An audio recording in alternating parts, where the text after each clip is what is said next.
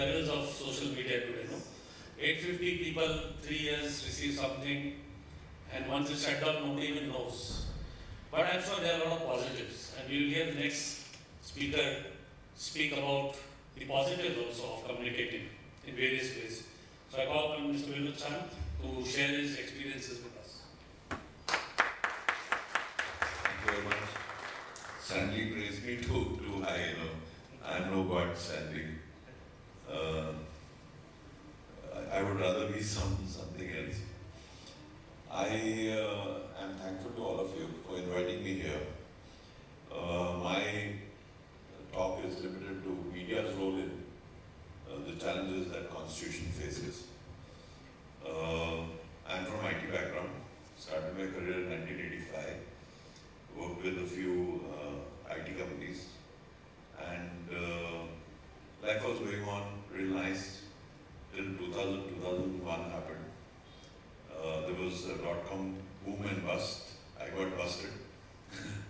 And from there I went into activism because I fell into a hole, which was a credit hole, because of my financial commitments. And then I learned how the credit system is really working. The credit card industry, the banking industry, the finance industry is working. So that was the start of my activism. And I stand here today. There are a few things that I have done. On the eve of demonetization, the next day of demonetization, I started a page, a group called India Against Demonetization, IAD. And a lot of people, because they were affected or because they were somehow involved, came and joined that group. Today, that group is about 85,000 people, more or less. It remains around that figure for a very long time. It has been rechristened as Individuals for Actualization of Democracy, because once the initial impact of demonetization had gone, we all thought, let's do something. We have this group of 85,000 people. Let us try and do something with this group. So this group was formed on Facebook, a social media platform that many of us use. Over a period of time, there's been a lot of activity on this group. We have supported some causes. We use this group to support the cause of Sanjeev Bhatt, who is incarcerated in Gujarat on a 30-year-old case. We raised money for him. We raised legal resources for him.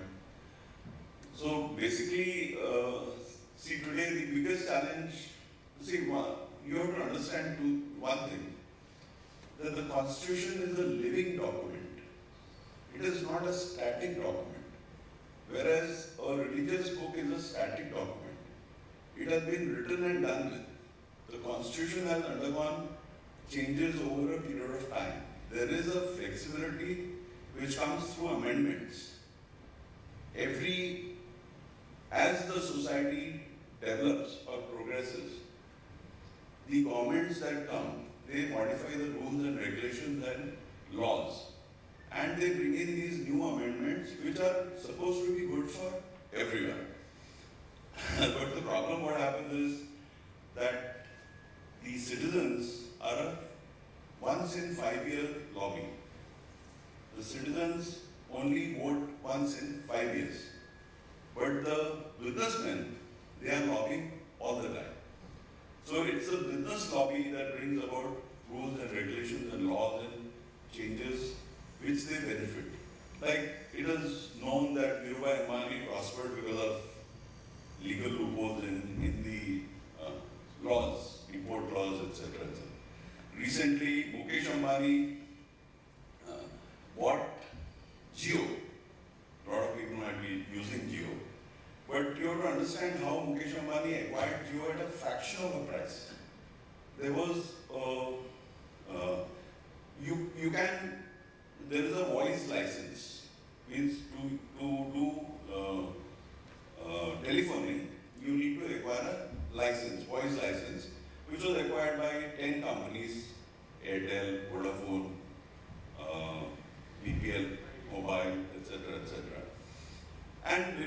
But you could only call from a mobile to a mobile.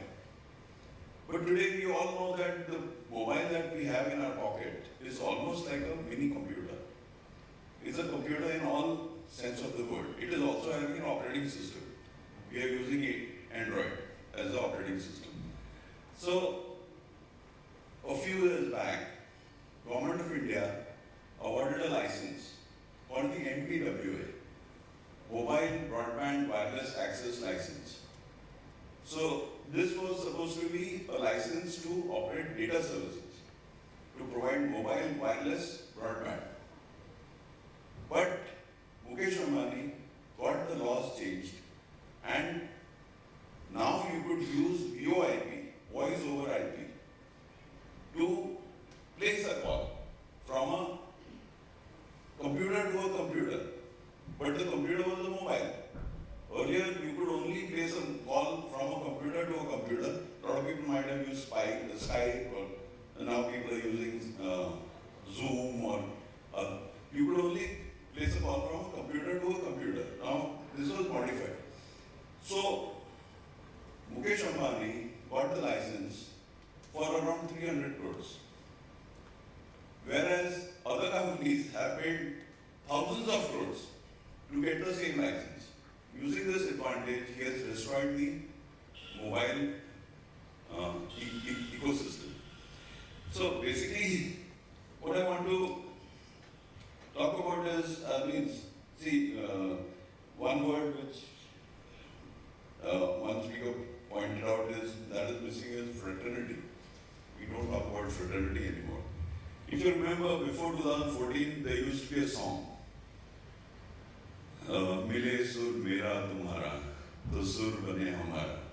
And since then, since 2014, we don't see this song anymore being played on any platform, we are forced to go to a movie, which might be an X-rated movie or an adult movie, 18+ movie, and a national anthem plays, and we're supposed to stand up to that. So entertainment and patriotism has got somehow mixed. The main function of this living document that we have, the Constitution, is to provide a framework of checks and balances.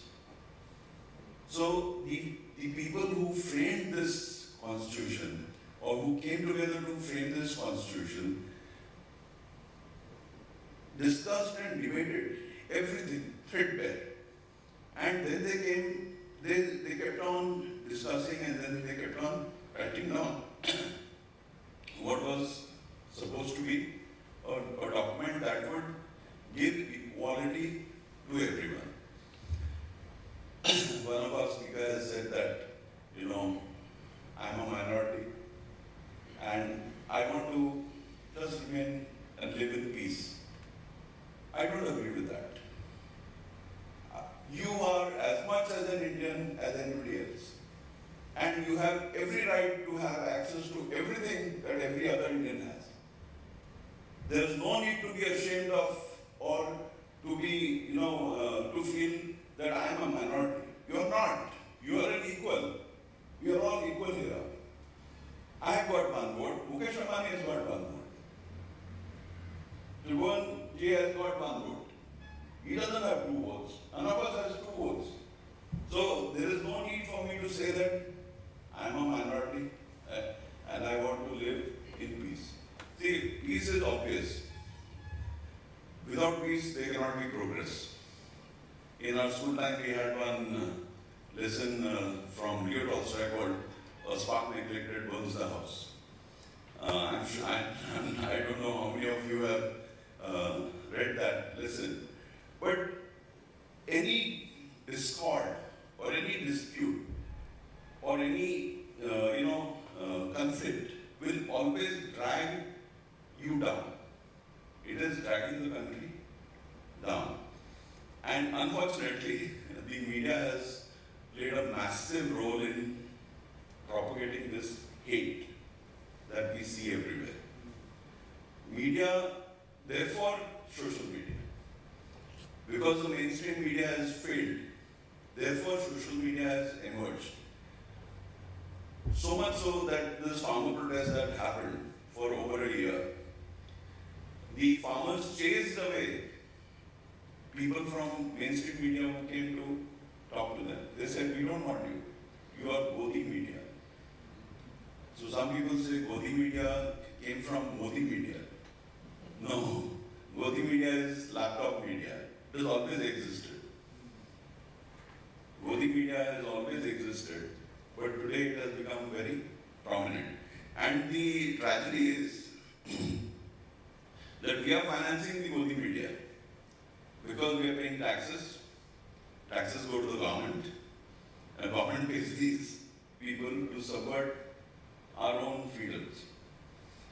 Therefore, there is a tremendous need for social media to come up. I write a lot on Facebook, but I have seen that people write for friends, or they don't open up and write for the public.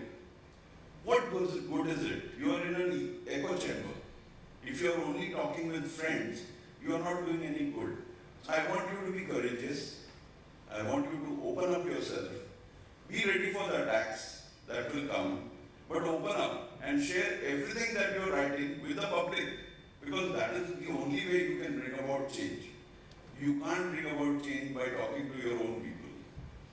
You have to, and if you're talking logical, if you're talking honest, nobody can refute you.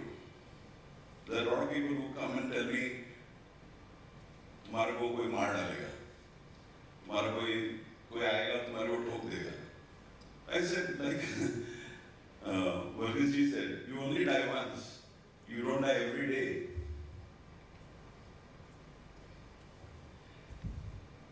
So one of the things that we did through IAD, Individuals for Actualization of Democracy, was to start a cooperative. I personally believe that the future is neither socialist nor capitalist, it is cooperative. Unless we cooperate with each other, we cannot grow.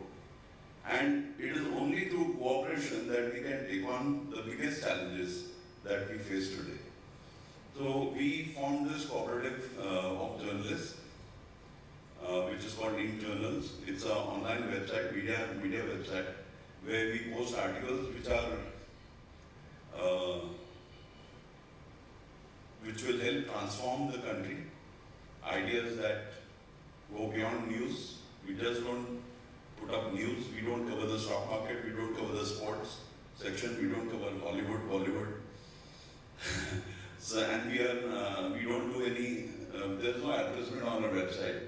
The idea was to see, the problem with media is that the media has an owner. So Mukesh Ambani is an owner. There is some owners, Vineet Jain is an owner of Times of India Group. Arun Puri is the owner of Hindustan Times. And these owners can be threatened, or can be manipulated, or can be awarded and rewarded. So we thought of an idea where there is a group of people who own this as a cooperative. So there is no single person who owns the media organization. There is a group of 100, 200, 300 people. So if you want to manipulate, or if you want to, control these, then you'll have to control 300 people. If you want to bribe, then you'll have to bribe 300 people. If you want to give money to somebody, you'll have to give it to 300 people. And the journalists were supposed to be part of this initiative, but like any startup, we are having teething problems. Funding is a major issue. Getting people onto, and then this corona happened, and so many things happened. So we have not been able to really, push this initiative forward. So as far as media is concerned, I think the solution is, one, what we are already doing. Second is to open up. Don't be in an echo chamber. Open up, speak up, and don't be worried about the backlash. There's going to be backlash. See, few things that have been touched by the previous speakers is that, Godse has become more important than Gandhi. But why we should try and understand why Godse has become more important than Gandhi. Because a narrative has been said that during partition, Gandhi gave more to Pakistan and thus created a problem for India. But is that, now you cannot fight that narrative by just saying, hey, Godse is this, Godse is bad, Gandhi is good, Gandhi is so and so. You have to go deep and identify and tell people what is the real reason, or what is this narrative the right narrative. And you'll find that that is not the right narrative. Supposing there are two brothers, their father dies. How do you split the property? You don't say that this brother is big brother, so give him 75%. This brother is small brother, give him 25%. If there's a sister involved now, you have to split it 3 ways, 33.33%.